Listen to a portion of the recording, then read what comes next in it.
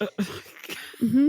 Then, with about 7 miles to go, so 3 miles later-ish, Hicks was given a combo drink containing strychnine, brandy, and egg whites to keep him going. Strychnine, brandy, and egg whites. And eggs. That's how you win a race.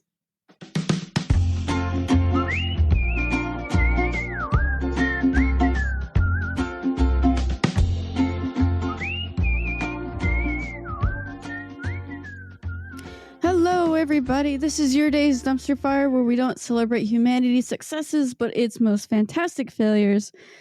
I am Kara, your host, and I have Ed with me as ever, my co-host. How you doing, Ed? So far, so good. We've made it this far into the intro without things crashing. That's a lie. But the audience doesn't have to know that.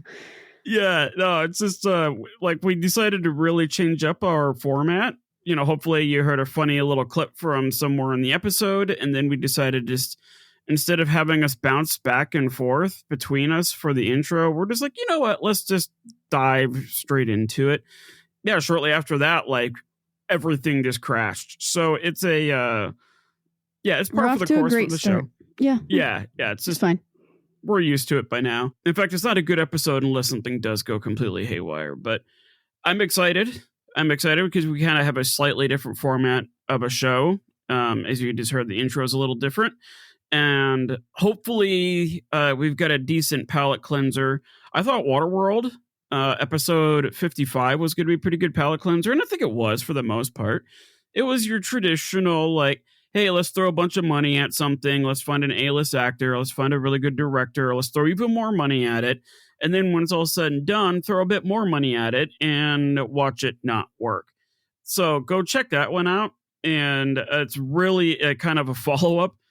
Oh, I don't want to say a follow-up. It's more of a sigh of relief from episodes, 52, 53, 54, all about the Donner Party situation. Yep, nice and light. And then I chose to do something a little nice and light as well, give everybody a respite. For those of you who know me, I'm a huge Olympics fan. I every 4 years, actually every 2 years, because I watched the Winter Olympics and then I watched the Summer Olympics. I love the Olympics, so this topic is very near and dear to me. And this one is going to be kind of funny because the last time I was in Missouri, I tripped over one of the anchors that was used to hold down some tents from this Olympic Games. But you did some more research into this. It just wasn't one massive dumpster fire. I feel like every event had its own. It's interesting because the event as a whole was a dumpster fire, but there were some successes mixed in. You can't take that away from the athletes.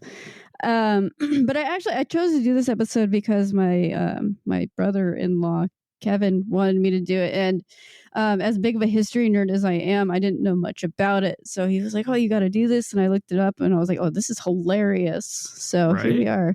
We're going to be doing the 1904 Olympic Games, the third modern Olympic Games ever held, and considering it's only number 3. There's going to be a lot to learn here. Yeah, that's one of the things that always impressed me about the Olympics, because like even today when you watch them on television, what is there, like 190 some odd events? And something like that. Yeah, it's like, how do you organize that? Could you imagine trying to be the person that would have to organize, like, how do you photograph all this? How do you establish living quarters? How do you feed everybody? How do you set up each game or each venue? It's so funny because a lot of countries, especially smaller ones, they get millions and millions of dollars from the IOC. But then like 10 years after the Olympics have moved on to somewhere else, like a lot of those exhibits, or not exhibits, but those venues are just like grown over, falling apart, not used anymore. But it makes billions of dollars for the couple of weeks that it's around. And I mean, that's today with modern technology and everything, going back to 1904, where they didn't even really have much use of a telephone back then, I don't think, let alone cell phones and email and all that kind of stuff. It could be argued that they didn't really need it. True. At least that I guess you type could just of- get everybody in one area with a guy with the megaphone and be like, okay, guys, this is how we're going to do it. Well, when you pair it up with a World's Fair, it Yeah. seems like a good idea Yes. in theory, on paper. Yeah, what could possibly go wrong? But I think that the ancient Greeks, they were the first ones to figure it out, weren't they? Like how to do it, and they didn't have anything back then. The ancient Greeks, it was actually a religious practice. Oh, like the Mayans. Oh, really? That I did not know. Yeah, so I guess I'll start. Chapter 1. The Olympic Games. The Olympics originated in ancient Greece. The first written evidence we have of the ancient Olympics date back to 776 BCE. These games were generally held for religious purposes as a tribute and celebration to Zeus that included feasts or ceremonies for the god of thunder. So oftentimes these games weren't just held for, athletes or athletics sake. Like, yes, they wanted to celebrate the human body. They were super into that, but also it was a religious ceremony. The more you know. Yeah, I always thought it was more like just because Greece was never really like one cohesive country back then.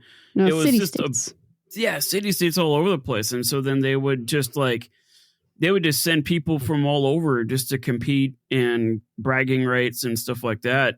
Whereas, like, I guess you could look at ancient Greece as kind of like a microcosm for the world today. Because, like, you have all these little mini nations, whereas, like, now we have these mega nations.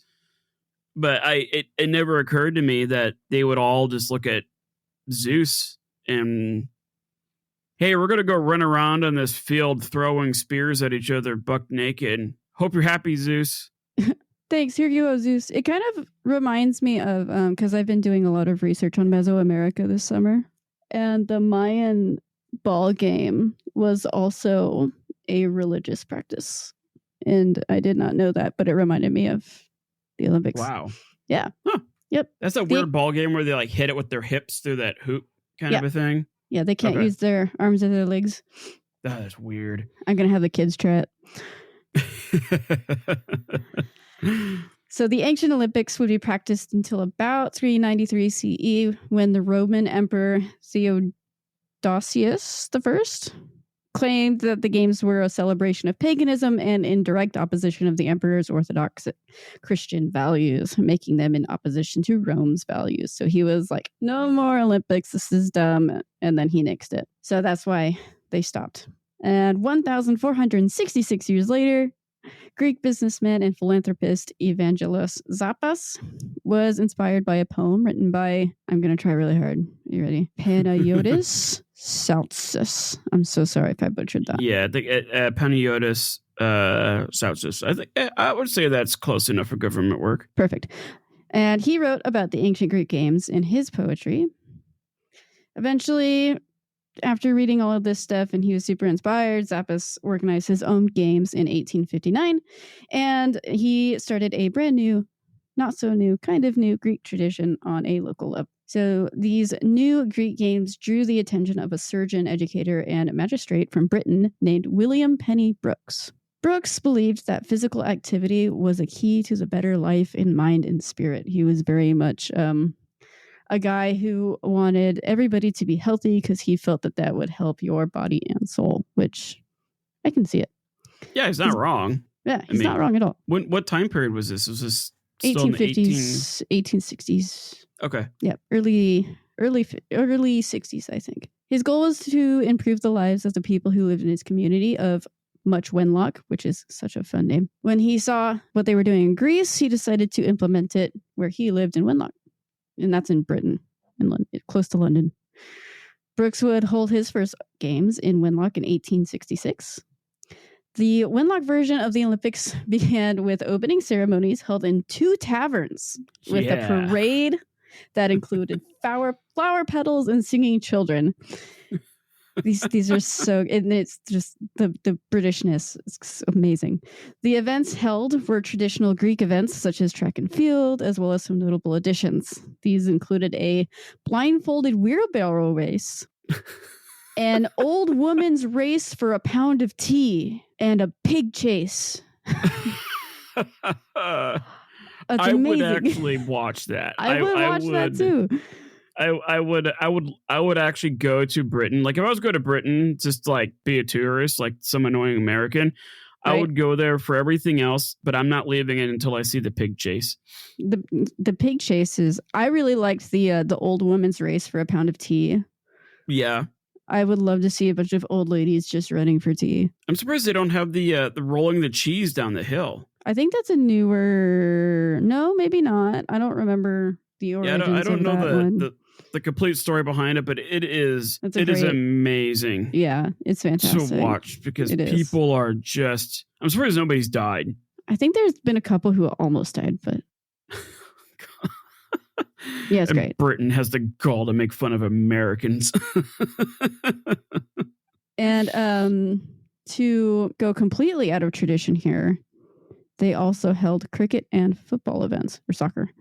The reason it's out of tradition is because they thought it was, especially in the late 1800s, they thought adding any game with a ball was just, that's just not civilized at all. It's bad culture. And I thought, too, a lot of those sports were for betting.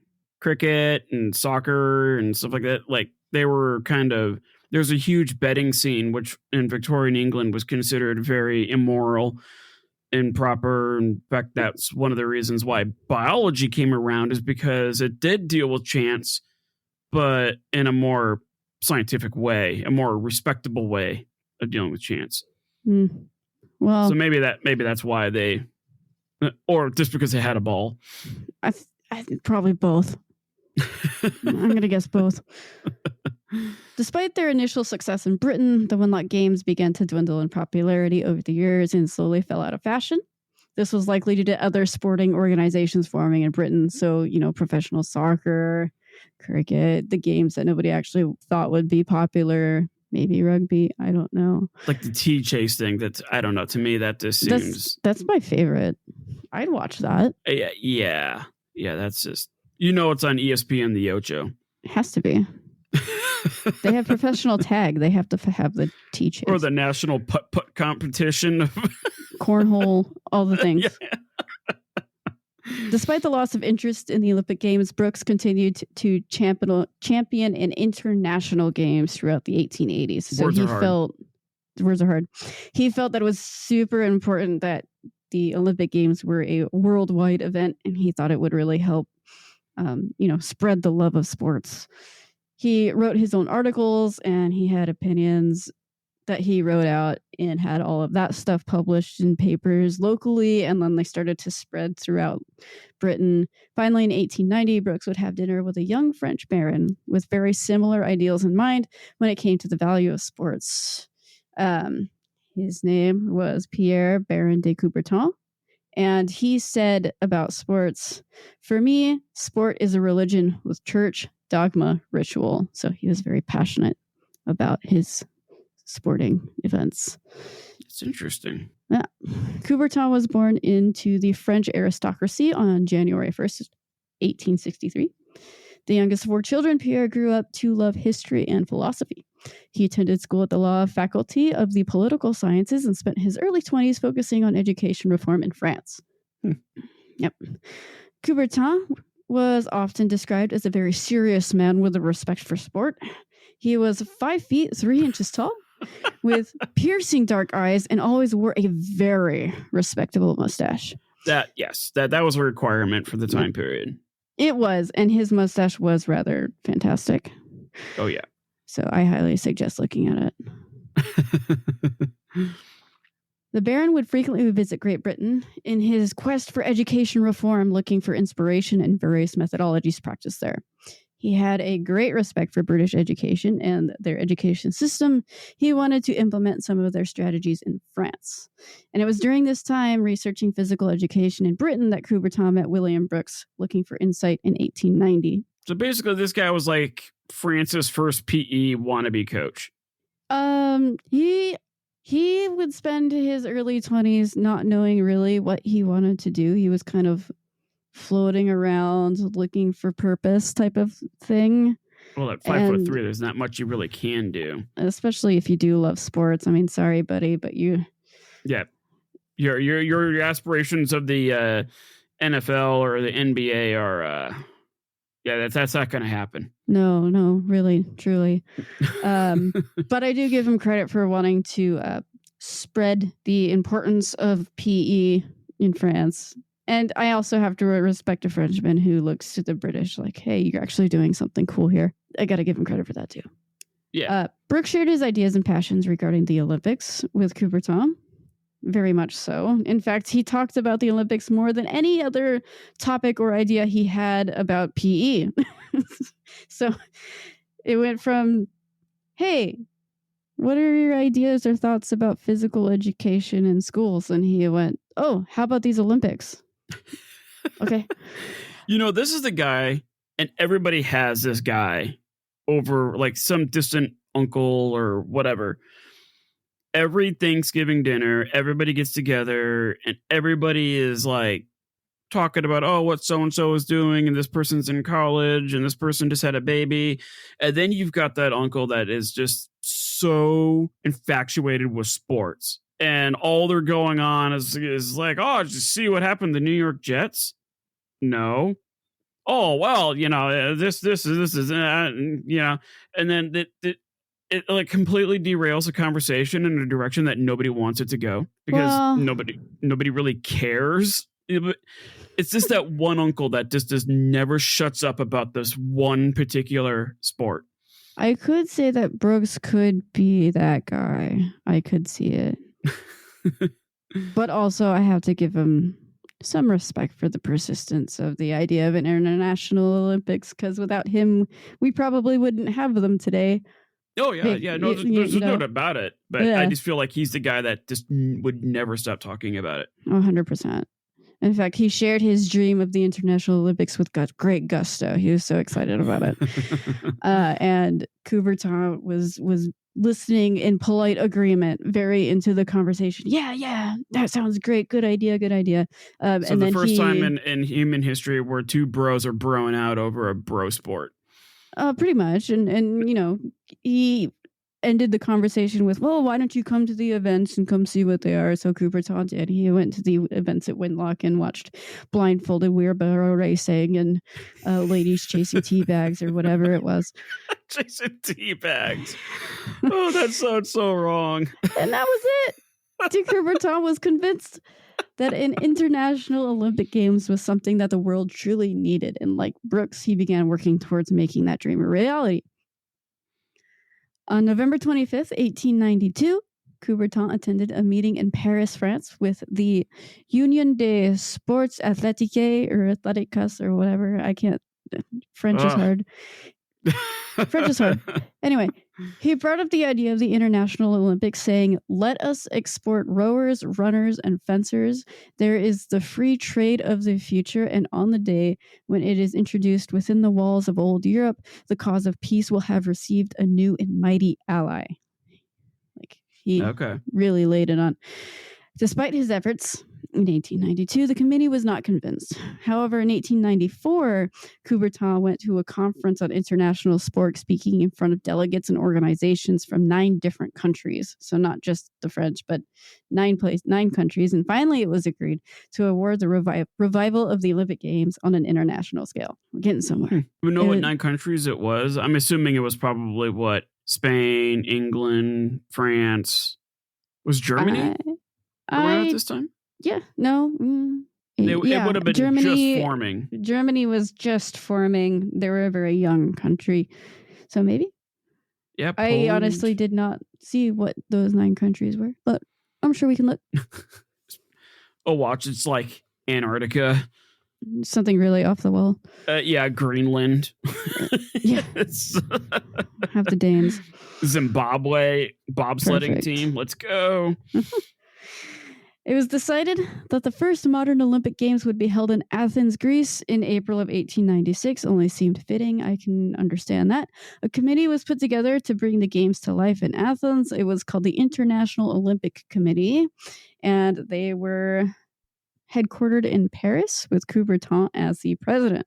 So originally the IOC was in Paris, and then they actually moved it to Switzerland during the First World War, where it remains today. Yeah, I guess it's tough to have a giant Olympic committee when, there's a war going on. Yeah, when there's a world war going on, especially when the two major countries slugging it out was Germany and France. It's like, yeah, this is kind of sketchy. Let's just move it to Swiss, where they at least have good chocolate. And they generally don't partake in wars, at least at this time period. Yeah. For the Swiss. Yeah, they had their run in the Napoleonic. Yeah, they were like, after that, I'm done. And they realized they sucked at it, and then they never did it again.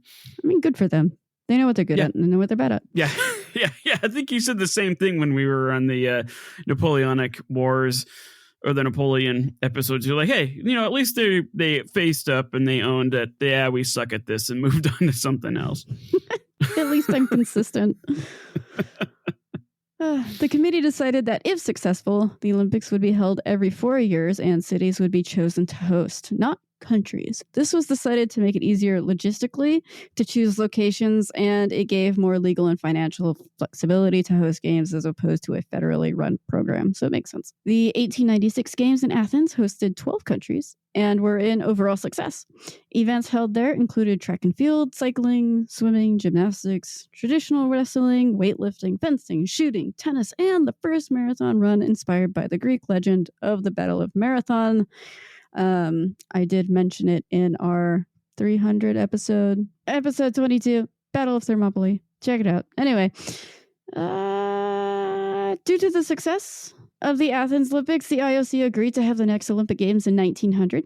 Paris was chosen as the host city because it was the city that would be holding the World's Fair that same year, and they were thinking more people would attend if it were in conjunction with that event. Makes sense on paper. I feel like you're going to be saying a lot of that. On paper. On paper, it makes sense. But also, there are some things where not on paper. On paper. Anyway, there are just some bad ideas thrown around. We're going to get there. Unfortunately, the Paris Olympics in 1900 proved to be a failure. To keep up with the fair, events were scheduled over a 5-month period. In contrast, today, they last roughly 17 days. Whoa. Mm-hmm. Okay, wait. So the Olympics lasted for 5 months? Yep. Woo. Yep. So can you imagine? That's some long sponsorship deals. It's a long time for the Olympics, especially when the average is 17 days. The long schedule meant that the quality of events dropped and felt like they dragged on for a lot longer than they needed to be. They also became overshadowed by fair activities. Event venues in Paris were inadequate for Olympic events in 1900 without precedence or experience guiding organizers. It makes sense. Track and field events were held on hills, in the mud, and in the grass, making conditions very slippery or sticky for athletes. The hammer throw events often resulted in hammers getting stuck in trees after they were thrown. Swimming was held in the Seine River, which had a very strong current, making the swimmers a lot faster than humanly possible, affecting times and records to date. Well, and then what was it at this past Olympics where the swimmers were getting like E. coli infections from yes from the Seine? having swimming held at the Seine is not historically, I can tell you right now, it's not exactly the best idea. Parisians have been dumping their bodily waste in that river for hundreds of years. Like, I would not have anything to do with that river. No, but I will say at least this past Olympics that was held in Paris was better than this Paris Olympics. Oh, really? Oh, because we're going to keep going. Hurdles were made of broken telephone poles that had a very difficult time staying stable or safe, for that matter. Even the marketing and scheduling for these Olympics had problems for both spectators and athletes. Even officials were plagued with scheduling issues. Some people were completely unaware that they were even competing when they were called upon. They had no idea. No issues with the pole vaulter. And, I don't think pole vaulting his body, a certain part of his body catching the that rod on the way down. And thankfully not. Pole vaulting was not an event until later, or else I could totally imagine the issues. Women competed in the 1900 games for the first time. However, this was never approved by the IOC. They competed in sailing, lawn tennis, and golf. And because the women were never official in 1900 in the eyes of the IOC at this time, it made record keeping very difficult. For example, today the first woman to win the first Olympics in an Olympic event can be attributed to 3 different women in 3 different events, depending on who you ask. Which is fine, but it can get very confusing. Oh, Lord. On top of this, there were several athletic events that were seen as unofficial in terms of the Olympics that ran alongside official ones, such as cricket and soccer. For all its messes, ball games, exactly. For all its messes, there were some successes at the Paris Olympics. Archery, rowing, and equestrian events were considered official for the first time. The American athletes swept the floor with track and field events, and that drew the attention of Coubertin and the IOC. So, Chapter 2, Tug of War. After the Paris Olympics in 1900, the IOC decided to go to America and host the 1904 games in a city there. Some organizers felt that New York City would be the best choice. At the time, New York was considered the city that represented the U.S. best in terms of culture and reputation. Others showed interest in awarding the Olympics to Chicago due to their success in the 1893 World's Fair and their centralized location. That makes sense. New York proved to be uninterested on their end to host the Olympic Games. Most of the requests to them went unanswered and completely ignored. New York was like, no. Chicago put in their official application with interest from officials there, and out of left field, St. Louis, Missouri showed enormous interest in aggressive campaigning on their end. They were so persistent, the organizers accepted their application despite not being in the running originally. I wonder why they wanted it so much. We'll talk about it. Okay. In the end, the IOC chose Chicago to host the 1904 games, publicly announcing their choice in 1901. At the same time, the World's Fair location was up for grabs. This fair would not only be a World's Fair with international involvement, but it was also a centennial celebration of the Louisiana Purchase. Wanting to outdo Chicago and Paris, the governor of St. Louis, Missouri, David R. Francis, and other Missouri politicians lobbied for the fair to be hosted in St. Louis. The Missouri efforts were immensely successful, and St. Louis would be the new host of the 1903 World's Fair. So while Francis did not win the award to host the Olympics, he did win the fair. He would leverage this win to get everything he wanted in his city of St. Louis. David Francis was an assertive, ambitious, and pragmatic man. He was a big dude, too. The 51-year-old governor got to work in creating the largest World's Fair anybody has ever seen, with the goal of putting St. Louis on the map alongside Chicago and New York City. The chosen space for the fairgrounds was 1,272 acres, encompassing Forest Park and the Washington University campus. After the construction...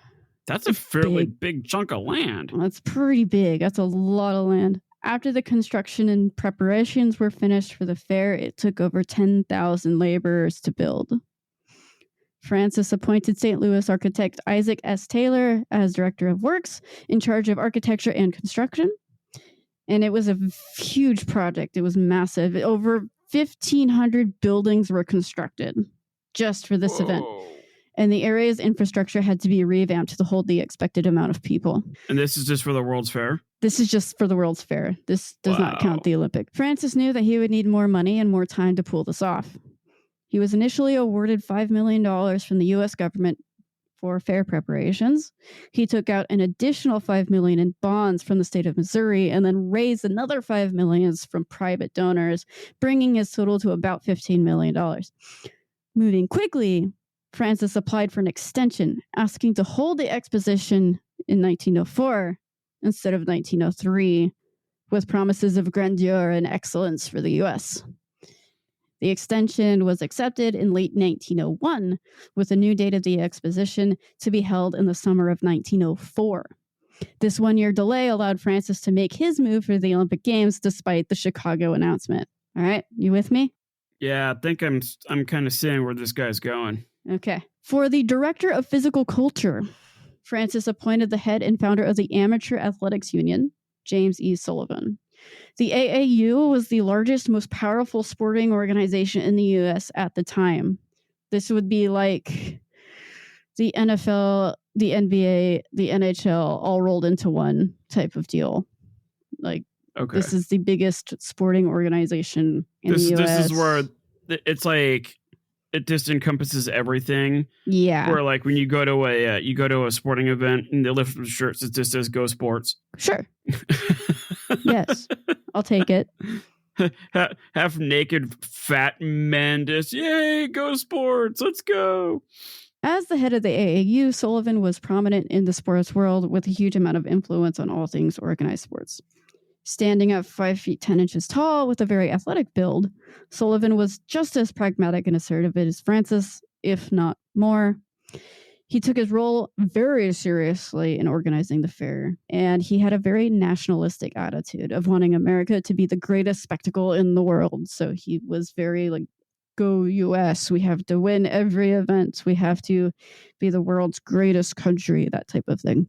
And I bet the Sullivan and Francis, these two probably had epic arguments. It was actually Coubertin and Sullivan that got it. Oh, okay. Butted heads really bad. They were famously at odds all the time. With this attitude emanating from both men, they announced that the AAU would hold... Emanating? Yeah. Emanating. Whatever. They announced that the AAU would hold their championship sporting events at St. Louis World's Fair, placing their sporting event in direct competition with the Chicago Olympics in 1904. So you had the country's largest sporting organization saying they're going to hold their championship at the same time as the Olympics. Yeah, that's a move right there. Yeah. Meanwhile, in Chicago, Olympic organizers were struggling. Lacking financial backing and civilian support, the committee began to run behind on planning and communicating with the IOC, and Coubertin suffered greatly. In the eyes of the IOC, it was like, you guys, what are you guys doing? Look at these guys over here in St. Louis, just being all crazy and putting their stuff together. And what are you doing here? Yeah, they're Chicago? like, go sports. And then you guys are like, what?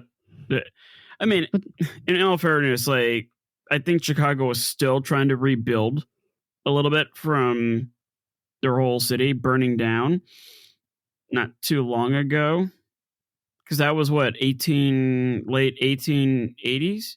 Yeah, but then they had the World's Fair in 93, so it couldn't have been that hard. Oh, yeah, that's true. In other words, it sounded like they got that and then cool. They didn't really follow up with any more development. Whereas like Francis and Sullivan here, they're just going gangbusters on this. Like they just assume that it's going to be held there no matter what. Yeah, that's kind of the attitude that Francis and Sullivan took. And I think in Chicago, what had happened was the officials wanted the games, but they didn't get as much public support as they thought they would. So they didn't get as much money. Okay. That's kind of what I think happened, but I can read more into it. Due to those difficulties in Chicago, paired with the World's Fair and the AAU announcement out there in Missouri, the IOC finally agreed to move the Olympic Games to St. Louis. Despite the IOC's public announcement to move it, however, privately and later publicly, Pierre de Coubertin had a lot of concerns about the move.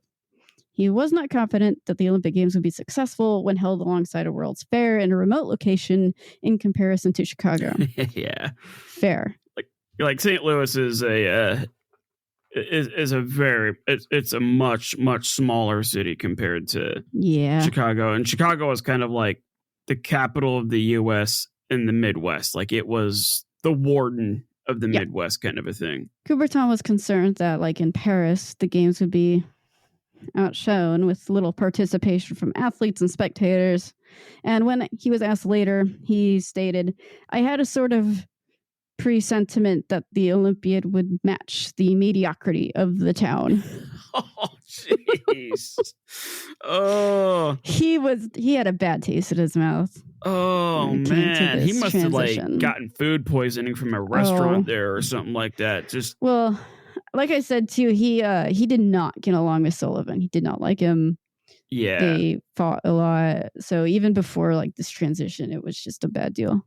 Yeah, I could see the French American interactions not going well there. Sullivan just seems. I don't like Sullivan. Yeah, was he just too over the top? You'll by the time we're done with this, you won't like him either. Okay. In 1902, it was officially announced that the Olympics were moving to St. Louis from Chicago. Beginning in March of 1903, Pierre de Coubertin pulled away from any kind of organizational responsibilities that came with the St. Louis organizers, resolving that he would not attend the games in 1904, and he wouldn't even answer letters from St. Louis. He's just like, no more.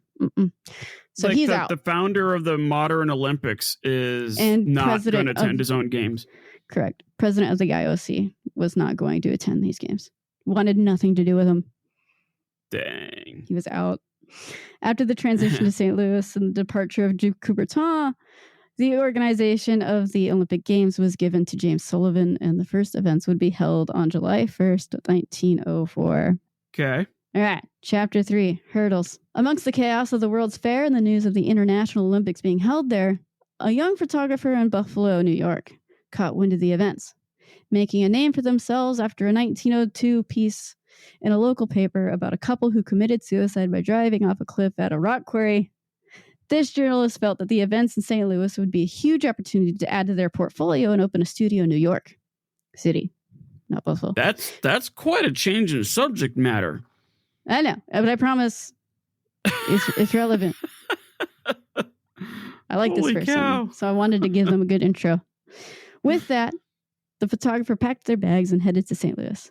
Upon their arrival, however, no one wanted to give them a press pass to the fair because she was a woman.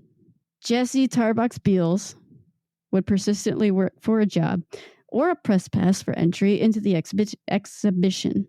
Even after being declined repeatedly, she would keep asking. She described herself as a gifted with the ability to hustle and eventually gained her pass to take photos at the exhibition. Beals became the first female news photographer in the country in 1902, and now she was the first woman to cover a story this major. She spent the next 6 months at the fair and the Olympics taking pictures. She went 7 days a week from morning till night, often seen running around the fairgrounds in a poof-shouldered blouse and a skirt, hauling a 40-pound camera around wherever she went. After she got the job to work as a photographer at the fair, news articles in St. Louis were released with headlines like, "Woman gets permit to take pictures at the fair." Beals became a fair celebrity in her own right and would take over 5,000 pictures while she was there. Okay, so photography back then is not what it was today, or is today. Those cameras, like you said, they weigh like 40 pounds. And then they would insert like these glass plates. And then like when you expose that glass plate, then you would have to take it back and expose it. And for her to take 5,000 pictures, I bet you anything that was probably close to 5,000 hours worth of work trying to process those and all that. Meanwhile, I could photograph a wedding with 5,000 pictures in an evening. Right. Like, that's dang. That is a lot. Not to mention she had to probably supply all the chemicals and all that stuff. Whew. Yeah, she probably processed them later. Well, no, it was for the news, so that's a lie. No, she was probably processing at the same time. Probably working all day taking pictures, and then she was up all night. Whereas like a male photographer would probably have like 5 lackeys that would do that stuff for him. Yep. So just as we go through the story, just picture in the background this Beals lady with this giant camera just popping around in the background all over the place. Because that's what she was. She was like a celebrity in her own right, taking all these pictures to all these events, all these attractions, all of it. That's wild. And I can visualize that. Like at the Scottsdale Open golf match, you'll see that where, there's 18 holes of golf. You can't put cameras at every single hole, but you would have like these people that would lug around a $500,000 camera, and they would jump off their golf cart, set a tripod, watch a shot, and then the A-list golfer will, make their shot, and then they pack the whole rig up, and then they just start running down the golf path getting ready for the next one. And like That's at pretty the much end what she of did. their shift, they are spent. Yeah. That's what she did. And then she was wearing, A you know, the poofy proper Victorian era blouse clothing. and Oh my a God. skirt. Yep. Oh yeah. Props to her, man. Yeah, that is incredible. I want to read more about her. Oh yeah, she's cool. You can see her photos that she took for the World's Fair and the Olympics too. I'll find the link and I'll send it over. Yeah. So among those 5,000 photographs were some pictures taken of the exhibition's anthropology days. These events were some of the most notorious events at the fair, leaving a bad taste in the mouths of many then and now. Yeah. These events in quotations, I don't even know what to call them, were organized by the director of anthropology, William J. McGee, and James Sullivan, and were held on August 12th through August 13th, 1904. These would be days of embarrassment for both the fair and the Olympics held there. Sullivan and McGee put together contests, I guess, between people native to various indigenous communities around the world, including Native Americans, people from the Philippines, Africa, and India. There were 100 participants, including the Fort Shaw Indian Girls School basketball team, who would become a sensation for their skill in the sport and would also take over some attention from Olympic events because they were so good. So, Fort Shaw Indian Girls School basketball team, look them up. They're awesome. Anthropology days were marketed to the public as a scientific experiment to compare the athletic ability of indigenous peoples and that of white athletes. Oh my so gosh. Gross. In other words, so gross. Portraying white people as superior and then... Yeah, that was their goal. Oh, jeez. Today, we can see right through that excuse. But even people who were there witnessing it happening, including contemporary scientists, stated that there was a lack of any form of science or scientific practices, and this was just a reflection of the organizer's bias. That was a direct quote, reflection of the organizer's bias. So people of the day were like, no, this is stupid. So you can't use the excuse, oh, it's just the time period. Because even people who were there were like, this is disgusting. Well, it's like when my grandfather was a kid. So we're talking 1920s America. And obviously the idea of racial divide and all that kind of stuff, it was still very much a thing. Like the black folks lived over there, the white folks lived over here, and they didn't mix or anything like that. But my grandfather observed blatant racism. And even as a little kid, he understood and he saw blatant racism.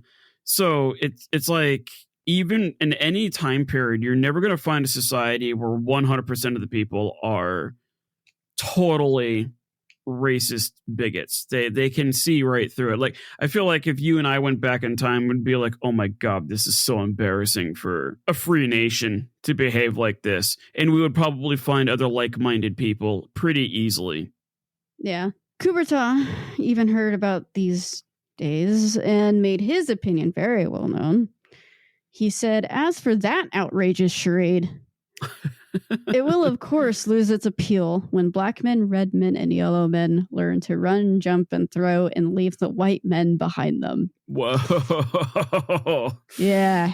That is very prophetic, especially for the black men, because you look at track and field, you look at basketball, you look at a lot of sports, and it's got a pretty large African American contingent that vastly superior to any sort of athletic ability that I could have.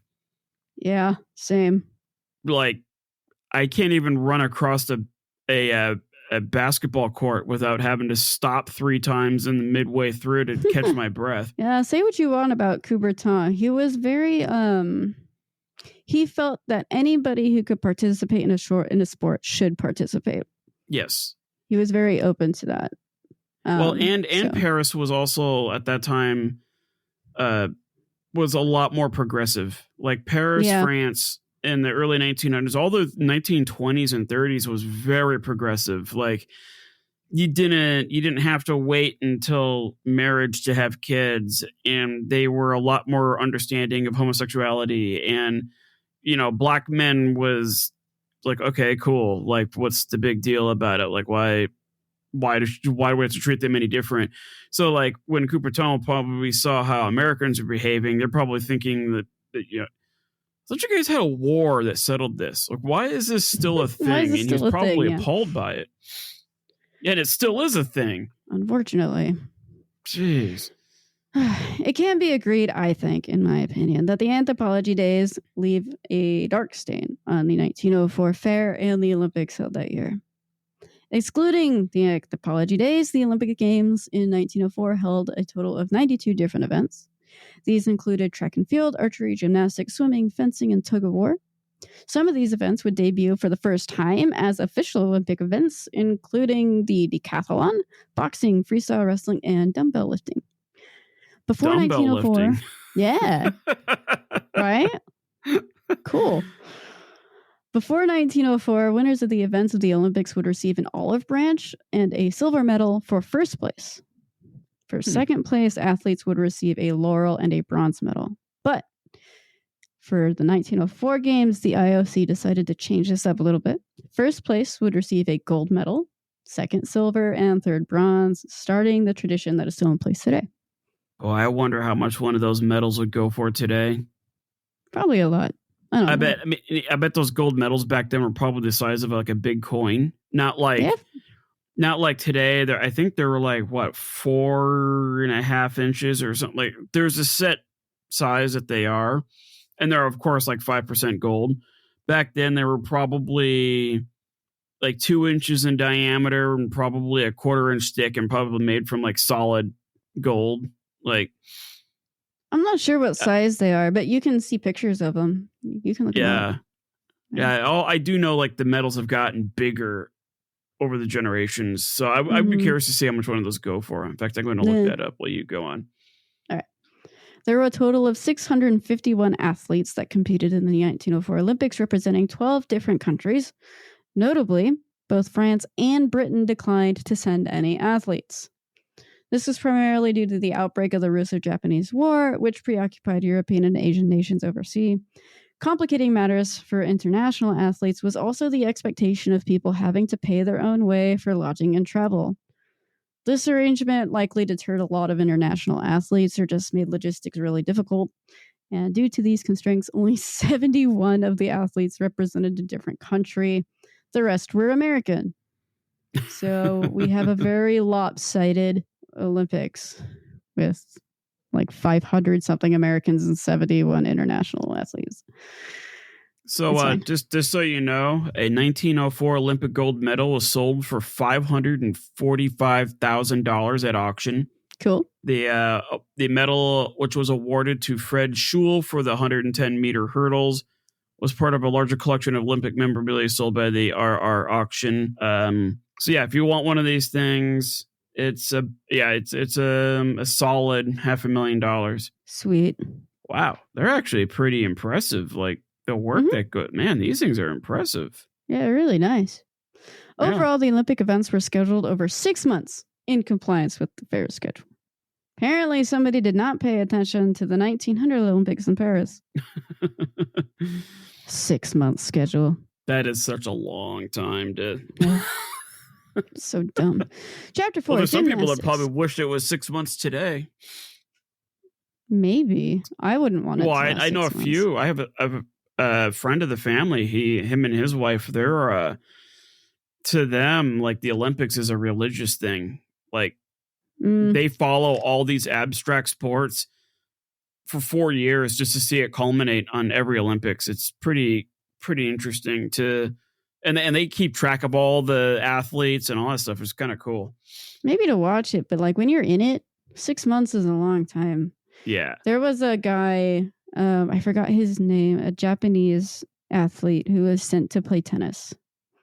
And he competed in June of 1904 and he lost, but he still qualified. But the competition wouldn't be held for another 3 to 4 weeks So he ended up not competing, and he went to UPenn. I think it was UPenn. And played baseball for them, and he's the first Japanese baseball player in college baseball. Because he literally timed out of his Olympic sport. Because the Olympic Games were stretched over a 6-month period. And he was like, no, I'm going to go play baseball. In a way, I guess I could kind of see it just because of the amount of work that has to go into it. It's not like they can you can only use the stadium if you had one. You can only use that field for one thing at a time. It's not like you could have 25 different sports going on at once. Well, it wasn't even that. The problem was it was overshadowed by the fair. Oh, got it. The fair's events were taking over everything, and people were more drawn to the World's Fair than they were the Olympics. And since they were being held in tandem, the Olympic schedule was at the mercy of the fair schedule. So. Got it. How long does the fair last? 6 months. Whoa. Okay, I thought it was just like a weekend thing. Oh, no. No, the World's Fair was a big deal. Interesting. Okay. Yeah. Chapter 4. Very short one. Gymnastics. The first events, gymnastics and lacrosse, were held from July 1st to July 7th. In 1904, the gymnastics events included both apparatus events, which is like bars and horse, stuff like that, as well as track and field events. The first few days of July in 1904, 33-year-old German immigrant George Iser and his team would be competing in an all-around event, triathlon, and team competitions. Each team member would also be competing in individual events for gymnastics. In the all-around team event, Iser and his team placed fourth. However, in the individual events, Iser did very poorly.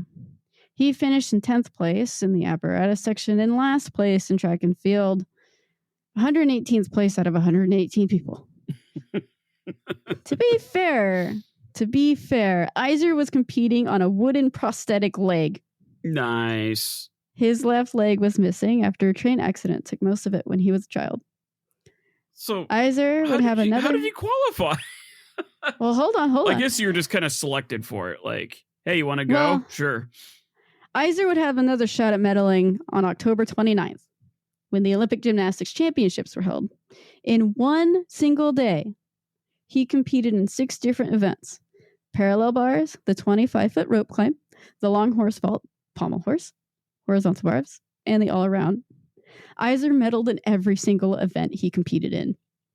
In total, he walked all of away. Them required arms, like arm strength. Total, yeah. He walked away with gold in parallel bars, vault, and rope climbing, so 3 gold, silver in pommel horse, and the all-around 2 silver, and bronze in the horizontal bar. Iser would be the first person to compete in the Olympics with a prosthetic. That is wild. Isn't that amazing? That is crazy. I think that's pretty cool. Yeah, he has a really cool story. He's a German immigrant. His family moved to the U.S. when he was 14.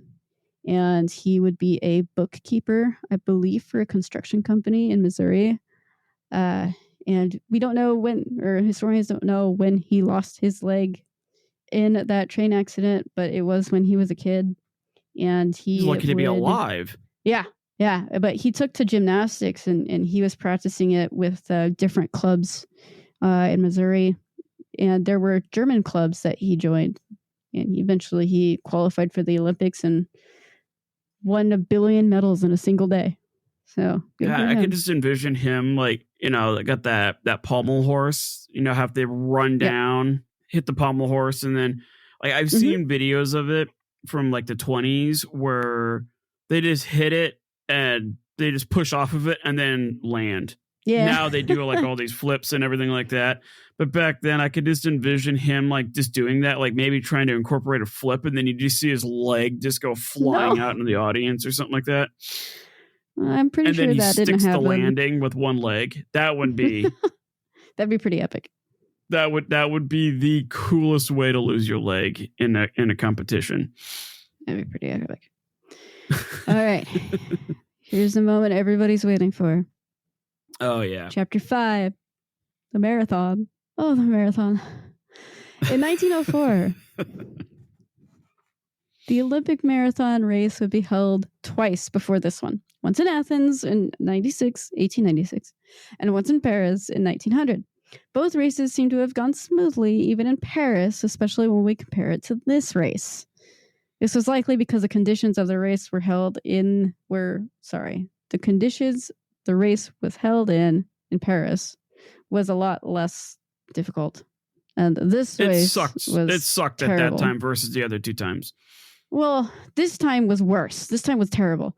All right. We get most of the details from the marathon from a sports organizer and writer who goes by the name of Charles J.P. Lucas. I read it. You can find it on the interwebs if you do choose to read it. Just FYI, he is a little racist. At least the things he says are pretty racist. So just FYI, if you do choose to read this, be forewarned. Is it one of these guys in one of these times where they say really, really racist things, but that's just part of their vernacular? I feel like that's what it is. Yeah. And I don't want to give him excuses. My great-grandfather would always refer to black people as the N-word, but he didn't have anything against them. He didn't have any... He's like, I think they're fine. But he just always grew up as a little kid all through, the early 1900s, referring to black people as the N-word. And that was just how people referred to them. Nowadays, it's like, yeah, no, let's not do that. Let's not say that. Steer around that. That'd be great. Word choice is important here. It's kind of like that. Yeah. But, just be forewarned. You can find it. You can read it. It is fascinating. I did enjoy reading it besides some language that's used. But anyway. The vocab. Yeah, the vocab. We also have some minor details from Sullivan in his record of the games. However, I think he was probably trying to clean up his reputation after the whole thing. So it's a little bit sugar-coated. Really? Yeah. All right. The race was held on August 30th, 1904. It was 90 degrees with extreme humidity, considering the location that the games were being held in. Yep. 90 degrees, probably like 90% humidity. Oh. I've been there during the summer, like in August, and that air is thick. Yeah. Like with 2 Ks. Yeah. This is August 30th, and that's around the same time. The track would be mostly dirt, and according to Lucas, inches deep in it, along with 7 or more hills that were anywhere from 100 to 300 feet high with different lengths of ascents and descents. In total, the course was just over 24 miles in length. Yeah, marathon, but I wonder what were they wearing? Hold on. Sullivan had arranged cars to follow runners over the course of the race. This would prove to be a very bad decision. Cars kicked up an incredible amount of dust on the track, reducing visibility and causing athletes to breathe in the dust as they ran. Sullivan also decided to run an experiment of his own when organizing this event. He wanted to test the effects of dehydration on the athletes who were competing. Great time to conduct an experiment. Therefore, he purposely created 2 official water stations along the 24.87 mile long track, one at the 6 mile mark and one at the 12 mile mark. From a water well. So one was like from a water tank and the other one was just from some well somewhere. Okay. 6 miles and 12 miles. And you can't have water before you hit those 2 areas. Like nobody could hand you a cup like they can today. Nope. They were not allowed to give their runners water. Think about that. Think about the marathons that are ran today and how much water, just the water cups alone, you can see them all throughout the track. Oh yeah. Not this one. Not this. That's crazy. It's crazy. It's nuts. Well, I mean, when I worked at a retail chain years ago doing delivery and assembly, we would dig these basketball systems in people's backyards. And here it is, like middle of July. It's 110 degrees outside, 2:00 in the afternoon. And you're trying to dig this 4 foot by 4 foot hole. And then some corporate executive comes in and says, I don't want any water to like, he didn't want any water in the cab of the truck, in the trailer of the truck. No water was allowed whatsoever. And we're like, bro, you do know what state this is, right? Like, I feel like this Sullivan is the distant relative or ancestor of that corporate guy that I dealt with. Maybe. I don't know. Sullivan's gross. I don't like wild. Him. Wild. 32 runners participated in the race from 4 different countries. Most of the athletes were American.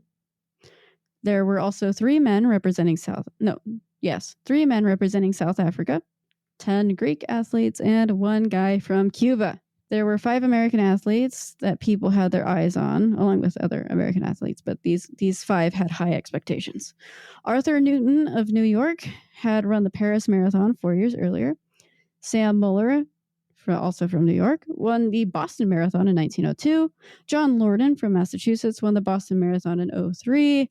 And Michael Spring, also from New York, had won the Boston Marathon just a few months earlier in 1904. And then we also have Thomas Hicks from Massachusetts, and he had been competing for the Boston Marathon the past 4 years, and he finished second in one of those races. So we have these 5 guys, all from Boston or New York, and American had their eye on them. The Greeks had sent a statement to Sullivan before they competed saying that they were sending their runners not to win, but for the spirit of sport and competition, and also to make friends and allyships with different nations and all of that good stuff, which, cool. Great. I'm all about it. But they weren't there to win. They were just there for sportsmanship, which, fine. I appreciate it. Yeah, they were the token Greeks. Yeah. All right, then we have Len Tagnane and John Masciani, and they were representing South Africa. They were originally not intended to be a part of the race, but signed up later, possibly being convinced by their white South African teammate, B.W. Harris. These 2 guys were 2 Tswana tribesmen, and they were in St. Louis as part of the World's Fair assigned to reenact the Boer War. Participating in the Anthropology Day events mentioned before. They were actually messengers during the war period, and they did have excellent athletic ability. Both Len and Jen showed up to the track barefoot that day, ready to run. So these 2 guys were actually the first Black Africans to compete in an Olympic sporting event. I thought that was pretty cool. Yeah, and those 2 guys laid the foundation for, like, even to this day, like Kenya. I mean, the Kenyans, like, they always win these really long races. It's just what they do. Yeah. And then we have my favorite, Felix Carvajal from Cuba. When Carvajal arrived at the track, he was wearing a slanted beret on his head, a white long-sleeve button-up shirt, street shoes, and dark trousers, ready for the office. Story goes... this guy. The story goes that an American runner, concerned about the heat, found some scissors and gave them to Carvajal, who cut his trousers at the knee. And you can actually see a picture of him standing before the race starts in his cut trousers and super long socks and street shoes. It's great. Carvajal was a mailman from Cuba who earned his money to get to St. Louis by holding various running exhibitions in his home country. In one, he had raised money by running the lengths of Cuba, which I thought was interesting. In another, he had run laps around the Capitol building in Havana to earn money and sponsorship from his government. Apparently it worked. On his journey to the U.S., story goes that he ran into some money troubles before making it to Missouri. He landed in New Orleans and had to walk or hitchhike the rest of the way. And there are 2 versions of what happened. One is that he was given enough money and only enough money for his trip overseas. And then once he got to the U.S., he had to figure it out. The other story is that he gambled away the rest of his funds in dice games when he landed in New Orleans. Whatever the case, Carvajal arrived in St. Louis hungry and maybe a little underprepared, but he was pretty confident. Wow. That is such a far cry to how these athletes are today when they get ready for these marathons. Like they have all these like sports scientists and doctors, and they're being checked over, and everything is being monitored, and this guy is showing up for the office. He's ready to deliver the mail. At 3:03 p.m., 90 degrees in St. Louis, Missouri, in August. Perfect time. The shot was fired and the race was on. About half a mile in, James Lorden, one of the guys who was expected to win, began throwing up all over the place and had to drop out. Got picked up by one of the cars. Carvajal was spotted chatting with some spectators before happily continuing on his merry way. Charles Lucas was sitting in his car, the writer that we were just talking about, eating some peaches and some apples, I think.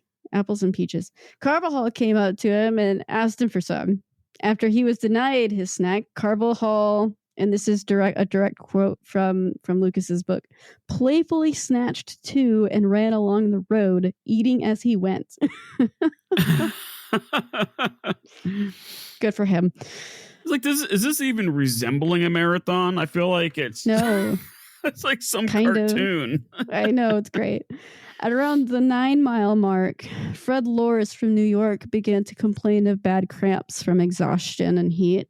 He opted to drop out of the race and hitched a ride from one of the cars, following the athletes back to the finish line. At the same time, Muller and Newton were in the lead, with Hicks about 2 miles behind him. About a mile later, around 10 miles, the story goes, and there's no, as I found out, there's no primary resource to corroborate this, but it's a good story. Story goes that Carvajal stumbled on an apple orchard and picked some apples to eat while he was running.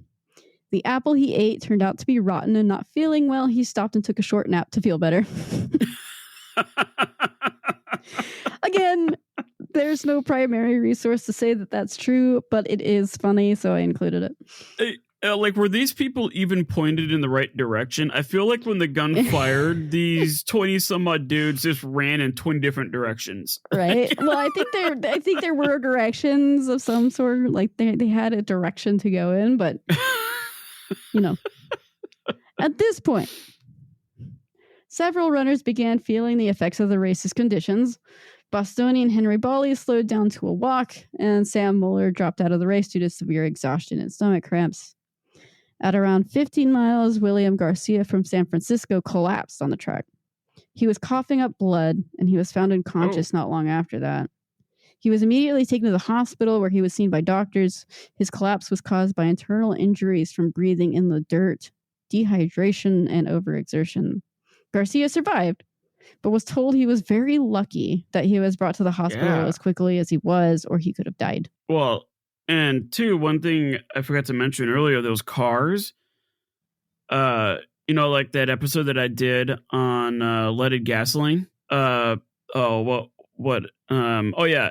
23 and 24. So back then, cars, when they burn gas, it was just plumes of black smoke. So these guys would have been running in basically like downtown Britain smog this entire time. I don't think it was probably that bad, but breathing in those car fumes back then would have been absolutely nauseating. It's not even counting all the dust. Yeah, there's all the dust, and then the heat, and then the fact that they couldn't get water because of the Sullivan guy is like bent on committing war crimes in a non-war. Right. So yeah, like you throw in guy. So yeah, if we throw in that car exhaust, oh man, I could only imagine how bad that would have been. That's a bad deal. Like sipping on my soda right now. Oh look, Carvajal is running again. No. There he goes. At a steady pace and very quick, too. Thomas Hicks was now in the lead, but he was in pretty bad shape. With almost 10 miles to go, Hicks asked his trainers for water. His trainers had Sullivan's experiment to think about, so instead of giving him a cup of water, they gave him a wet sponge to wipe his mouth with. Mm-hmm. Then, with about 7 miles to go, so 3 miles later-ish, Hicks was given a combo drink containing strychnine, brandy, and egg whites to keep him going. Strychnine, brandy, and egg whites. And eggs. That's how you win a race. Yeah, to the graveyard.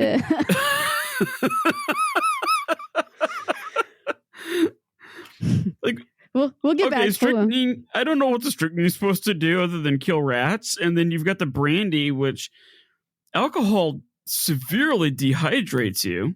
Yes. Yes. The eggs, are they supposed to help? Protein? Sure. Yeah, if they even knew what proteins were at that time. That is about 5 miles later. Holy crap. As Hicks is being fed this weird concoction of things. Death Fred in a Lors, bottle or death in a cup. Yeah. Fred Lors, remember Fred Lors? He gave up because of cramps. He reappeared running as if he hadn't dropped out earlier, taking a drive down the track about 11 miles. Lors ran all the way to the finish line. At first, people thought he won, including our photographer friend who was taking pictures. And we don't know who it was, but somebody in the crowd shouted out, hey, that guy took a car for most of the race. He cheated. Lors was disqualified and later banned from future games for life. Yeah. He would eventually get this punishment revoked, claiming that it was all a joke for the funnies. He claimed actually that he was running towards the stadium to fix the car as it had broken down when he had jumped out. So,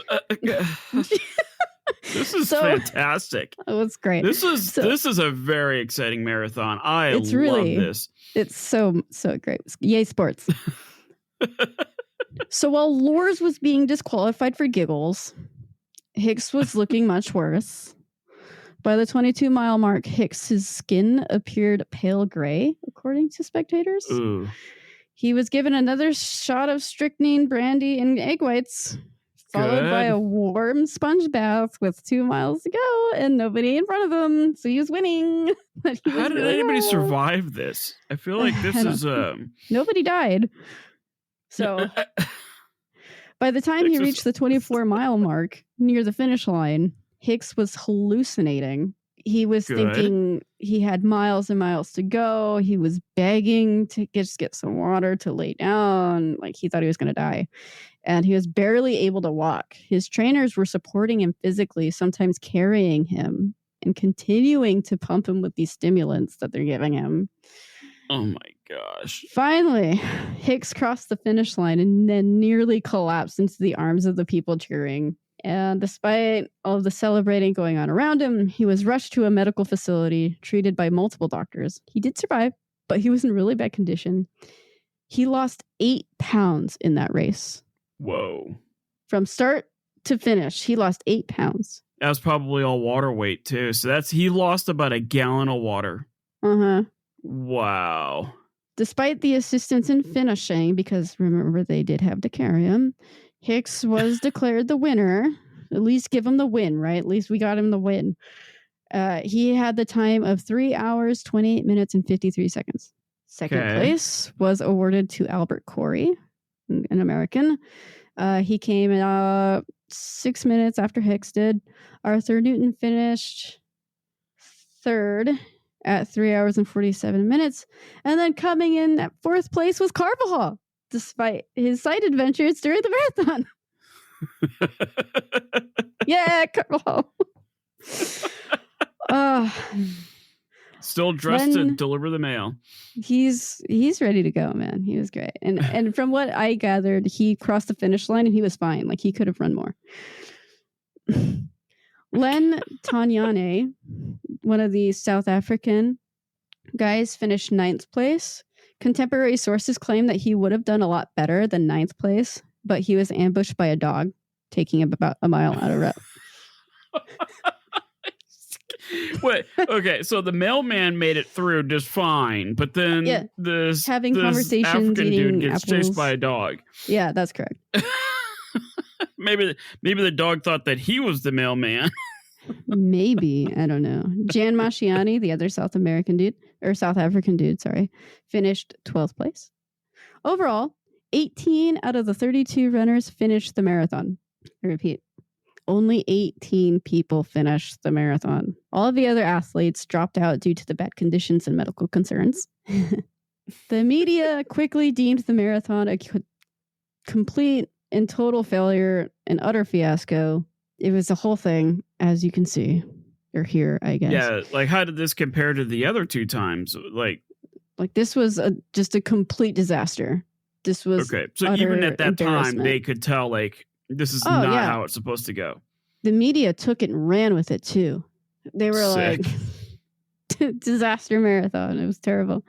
This made in the way it turned out. Sullivan stated, when the games were held at Rome in 1908, I do not think that the marathon run would be included in the program.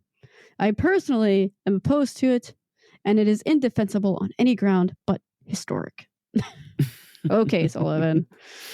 Despite Sullivan's failure, a marathon was indeed held in 1908. All right.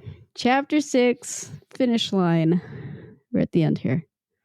The Olympics will continue until November 23rd, 1904.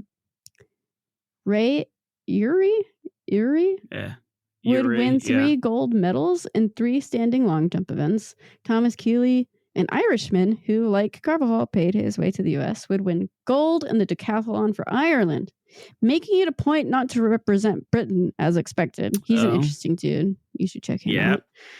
Yep. Swimming was held in an artificial lake on the fairgrounds. Zoltan Halme, Charles Daniels, and Emile Rouche all won gold at the fake fair lake. Overall, the Olympic events would continue to be overshadowed by the fair, not getting the kind of attention it gets today. On top of that, due to the lack of international turnout, the gold medal winners were lopsidedly American. James Sullivan continued to be awful throughout his career, even after the Olympic Games.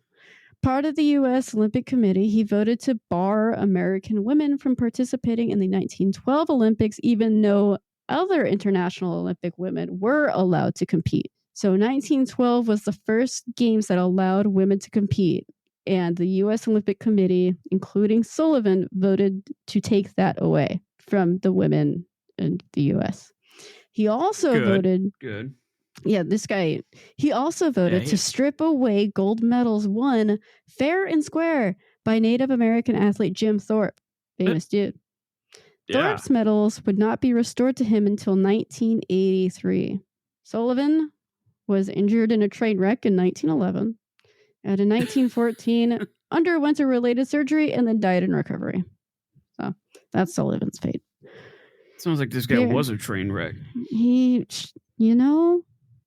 sure was. Pierre de Coubertin served as the IOC president until 1925, making sure his games continued even throughout World War I. He died in 1937.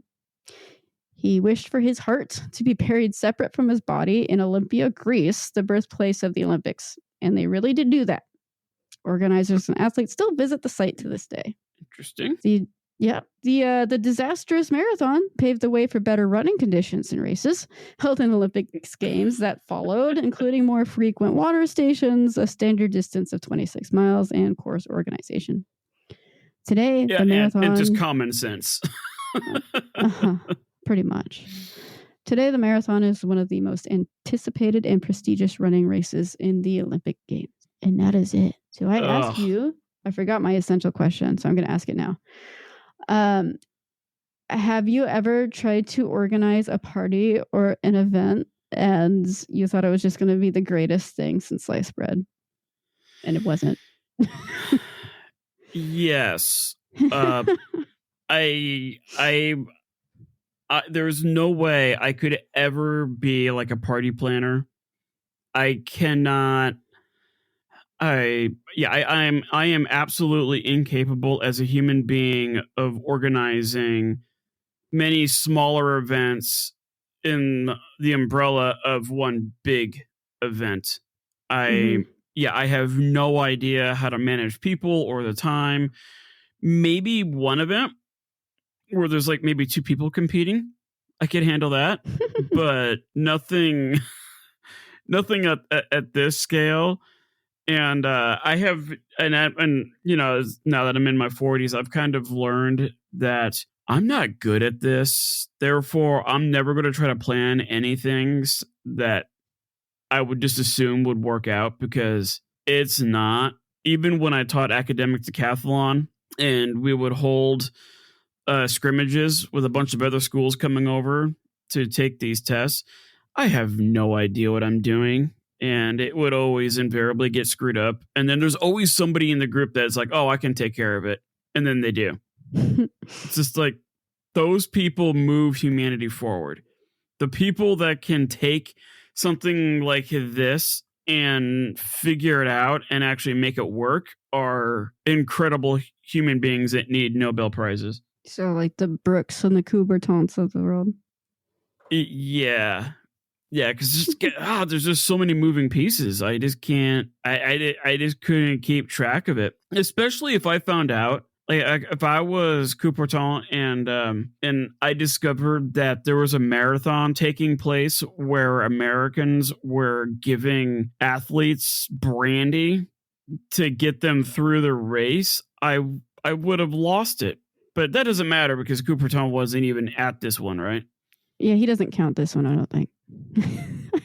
Like this was the embarrassing one. Yeah, that's interesting, because look, when the last time I was in St. Louis, we flew there for a wedding, and I'm in this field. It was like a soccer field kind of a thing, and I trip over something that's in the ground, and I'm like, "What the heck is this?" And I get back up and I look down, and it's like an eyelet. It's like a brass or a bronze eyelet, and like just sticking out of the ground, maybe about an inch or so. And it turns out that is, when I eventually went to the museum close by, it turns out that those eyelets were the things that anchored down tents. Yeah. For the Olympics. That's where people would. That's basically the original. What is it? The Olympic town or whatever it's called, where everybody hung out. I can't remember what it's called. Where all the athletes go. I don't remember. Yeah, I can't remember either. But that was one of the anchors. And then I tried to like pull it out, and I'm like, cool, because this is right around the time the Beijing Olympics were going down. So I tried to like pull that thing out, and then a security guard stopped me real quick from doing that. I mean, as they should. It's kind of a piece of history that's probably on protected ground.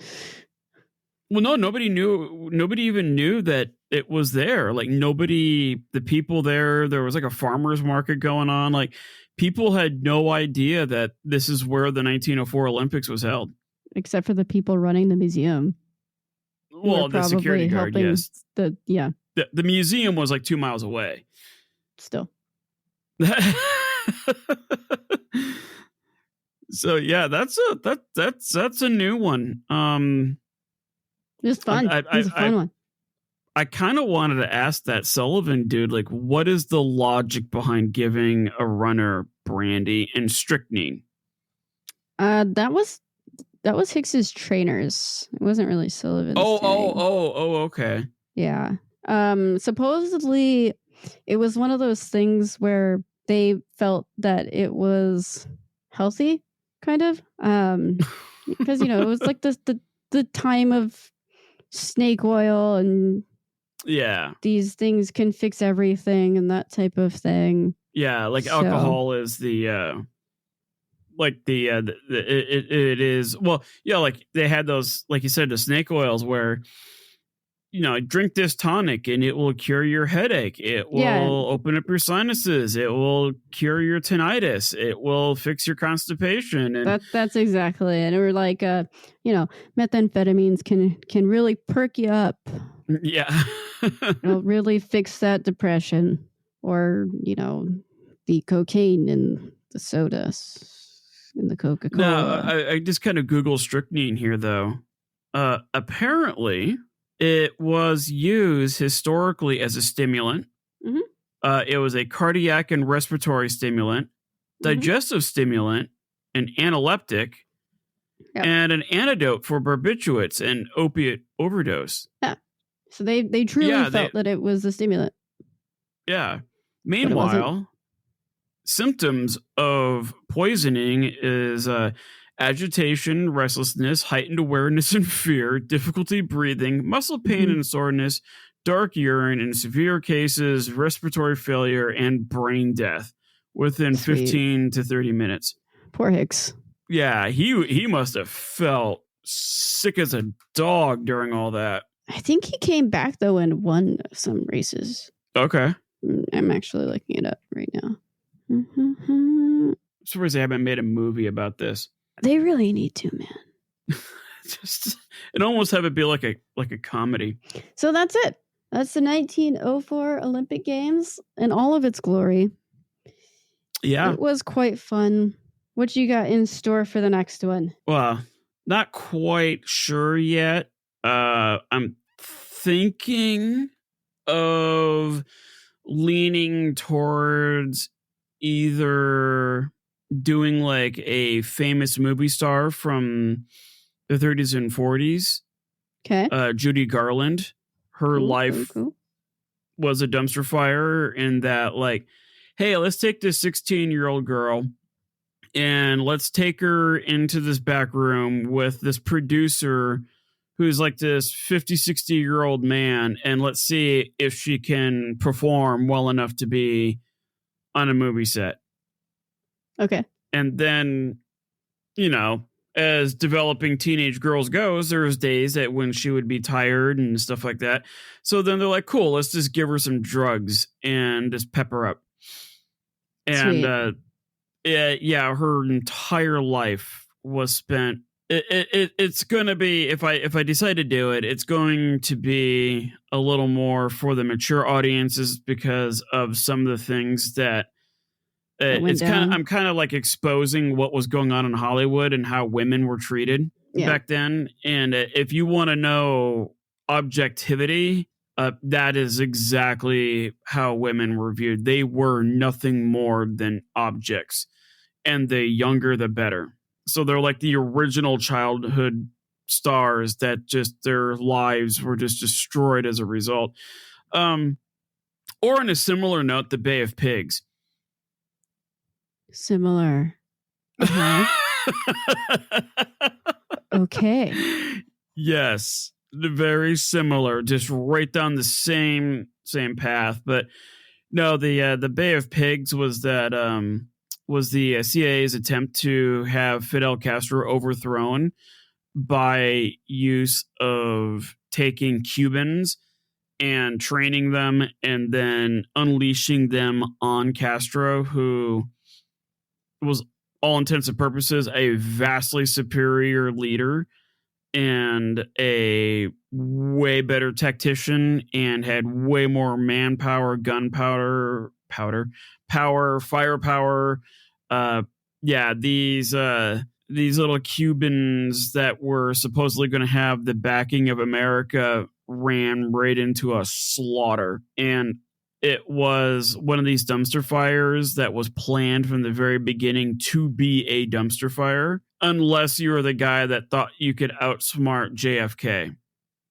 Right. And so this is like a dumpster fire that leads to another dumpster fire. So I'm kind of doing a toss-up between the two. Cool. Maybe have a part 1 and part 2 where I connect the two ideas of 1930s childhood stars and Bay of Pigs.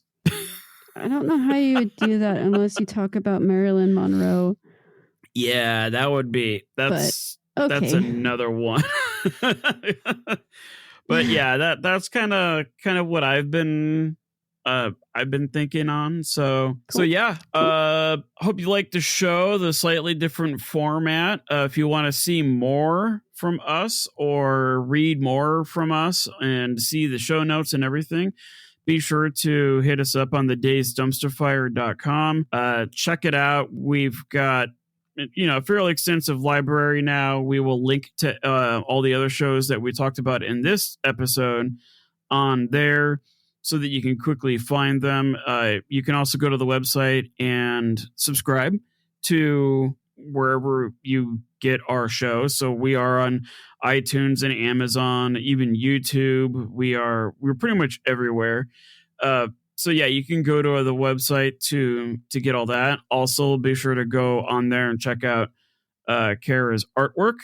She tends to put stuff on there that is very theme oriented. I'm still really curious to see what you come up with, Kara, for Donner Party, Waterworld. This one, actually, I think the 1904 Olympics, I think I just have visions of these athletes just running in every different direction. One guy's like drunk off his butt. Another dude's like driving a car.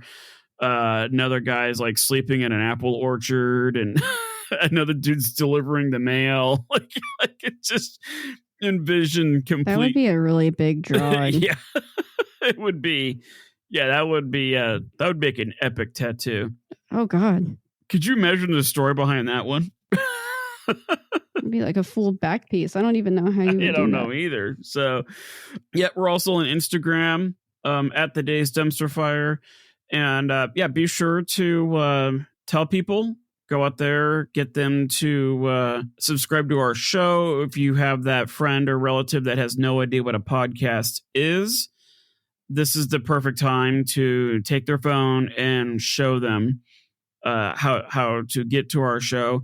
And really, the heart of the show is to be like, okay, look at these dumpster fires, look at where humanity thought something would be a good idea, and then it just absolutely blows up in their faces.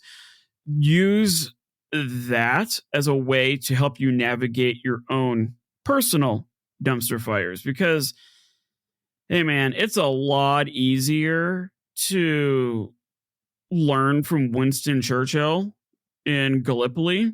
It's a lot easier to look at that failure rather than in coming across that situation on your own.